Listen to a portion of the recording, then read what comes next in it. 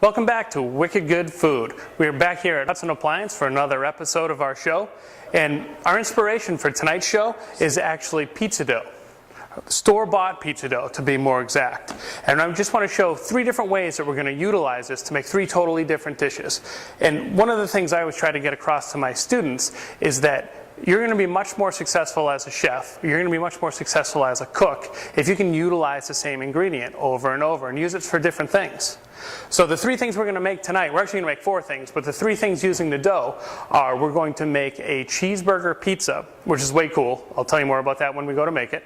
We're going to make my Aunt Pam's famous pizza dip, which we're going to stuff inside some pizza dough, and we're going to roll it up. Kind of like pepperoni bread, but a little different. We're going to bake that. And then finally, we're going to use the same dough to make some fried dough. So what we're going to do first is I'm going to take a hunk of dough. I have it's about 12 ounces or so. I took a little bit off of this. And like I said, I bought this frozen this morning. I let it thaw in the refrigerator. And now I've let it come to room temperature. It's really important when you're working with dough that you let it come to room temperature. So pizza dough is a yeast dough. And the yeast is what makes it rise. So the yeast goes in, and it actually goes through and starts eating the starches in here, converting them to sugars, and it produces alcohol and carbon dioxide. The alcohol is negligible, but this is the exact same yeast that they'll use to make beer or wine or anything else. I want to get a little more flour on my hands and on the board. And all I'm doing is, this is going to be kind of a free-form pizza. I have a pan here next to me that I'm going to put it on. And I just want to stretch it out so it's all the same thickness. That's what we're looking for, is that it will cook evenly. So just stretching it out a little bit. Now, you've seen people on the TV that throw the dough up in the air and all that. So it's not just for show. There's a reason why they do that, and it's all about stretching the dough. We could do that here, I guess, but I don't want it to end up on the lights. But you can kind of see how by spinning it around, you're repositioning your hands and just finding a different spot to pull from. You want to be very careful you don't tear your dough, though. So one of the cool things about pizza dough is that it's made with pretty high gluten flour. And by mixing water with that, you actually develop this gluten. And by mixing it, that's why bread doughs and pizza doughs are always mixed. And what it does is it makes it stretchy. As I pull this a little bit, you can actually see it bounce back a little bit. That's that gluten in there. Now I'm going to just throw it on my pan and see. That's pretty close. I'm going to stretch it out a little bit more. For this particular pizza, we're going to par cook our dough a little bit. That's why I'm going to stretch it out. We're going to throw it in the oven, bake it. Our oven's at about 400 degrees. We're going to let it go for about 8 or 10 minutes just to get it cooked. Because when we go to make our sauce, now this is for I don't know if I said this is for our cheeseburger pizza. When we go to make our sauce, we're going to make it right on the pizza. So we want our dough to have a little bit more structure to it. Go ahead and throw this in the oven.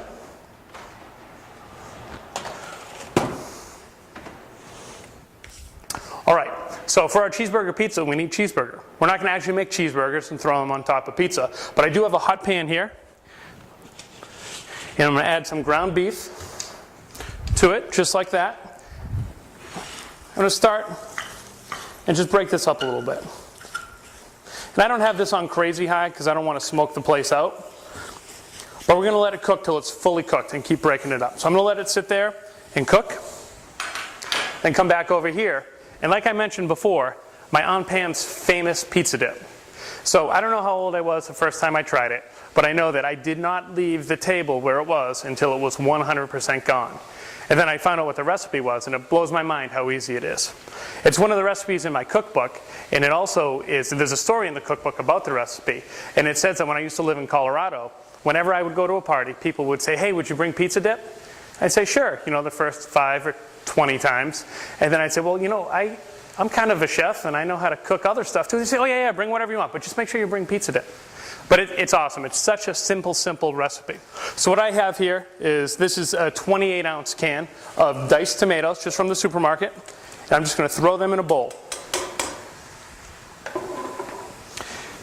And I have a 12-ounce block of extra sharp cheddar cheese. I'm going to throw that right in our bowl as well.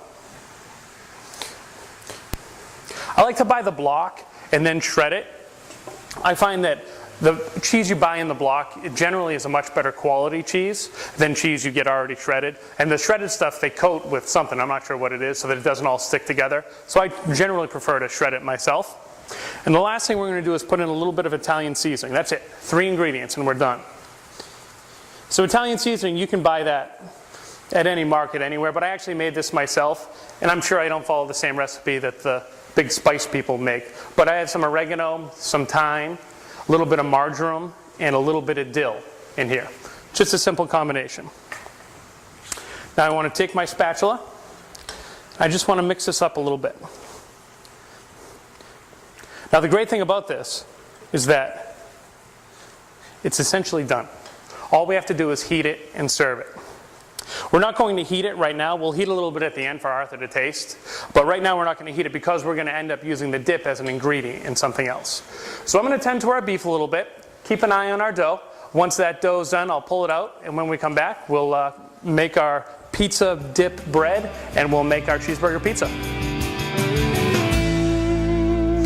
All right, so it's been about 8 minutes or so since we were last here. Our dough is just about done. Our ground beef here, I added some salt and pepper to it and just let it finish cooking. I'm just going to let that sit right here.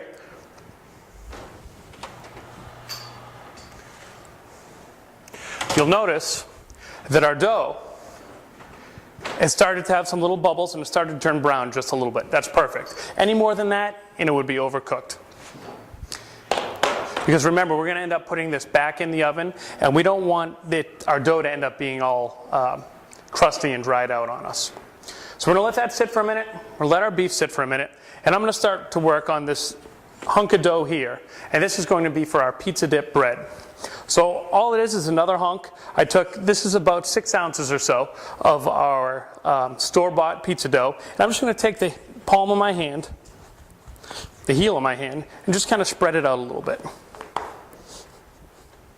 And what I'm looking for here is that it's essentially the same thickness all the way through. I'm going to stretch it a little more. And you see there's that gluten we were talking about, how it starts shrinking the dough back a little bit. All right, so now, actually let me bring this over and show the camera our finished pizza dip here. So this is what it should look like. So this is what it should look like once it's all done. So we haven't cooked it at all yet. But now we're going to take this and go ahead and add it right to our dough.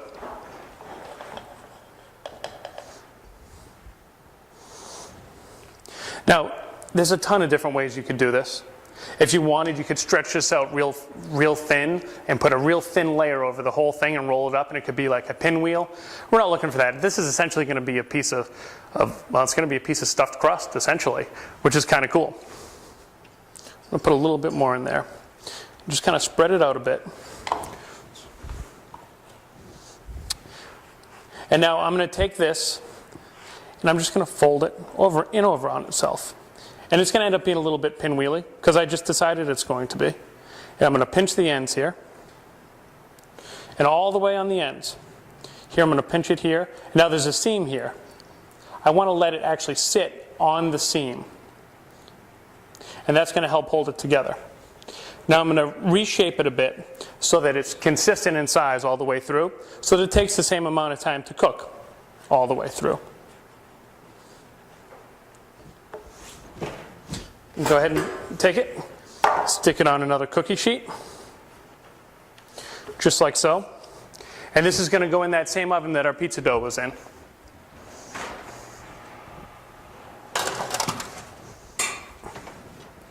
And we're going to let that go for about 10 minutes or so. We'll check it. We'll know it's done when we go to knock on it, kind of like that, and it sounds hollow in the inside, and it's a little firm and starting to brown a little on the outside. All right, now it's time to build our pizza.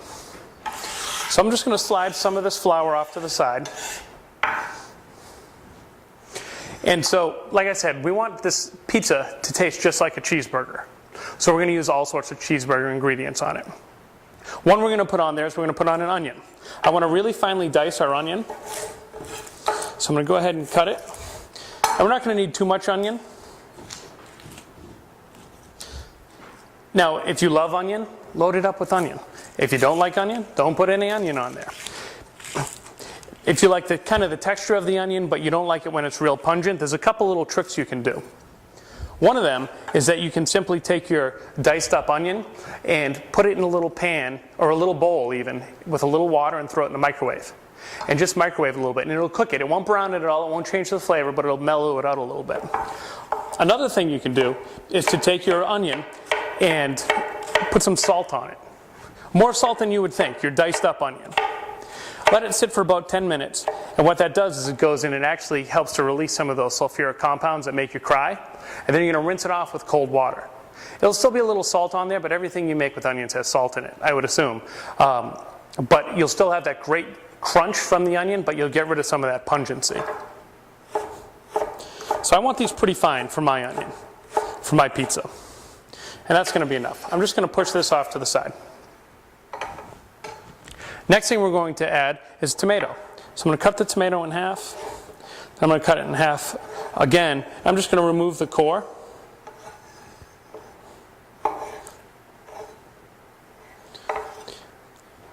Now, I'm not a huge tomato guy, and for me it's kind of a texture thing. I don't like the seeds very much, so I'm going to remove the seeds from mine. There's a couple ways you can go about doing it. The simplest way is you can just take your finger, stick it right in there, and just pop those seeds out. Just like that. Another way you can do it, a little more classic way to do it, is you take your knife and you make what they call a tomato fillet. And you actually cut that whole center part out, and you end up with a nice seedless piece of tomato. Now if you want to take it to the next step, you can drop it in some boiling water and then drop it in some ice cold water and take the skin off too. But I'm not that anal about it. I don't really mind that there's some of the middle in there. So I'm going to dice this pretty fine too.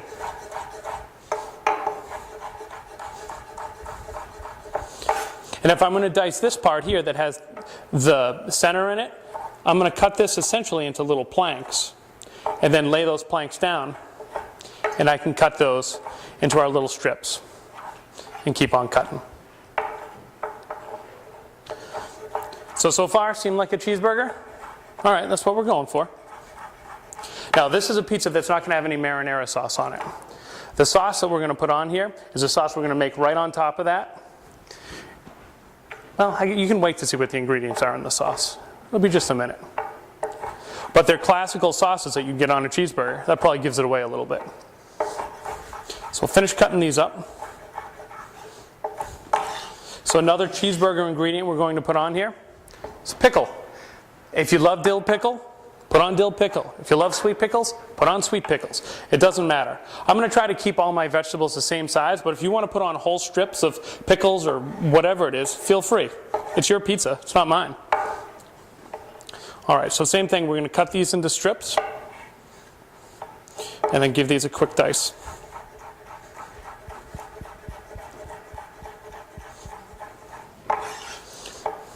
Now you'll notice that I'm cutting relatively quickly, but it's because I have a lot of experience and I'm pretty confident in that I cut. But I didn't always cut like that. I did cut my fingers numerous times, but over time I had some people teach me how to hold my knife and how to hold my hand. And I always make, if you remember the old wrestling shows where they would do the iron claw on some guy's face, pretend like you're making the iron claw right on your cutting board.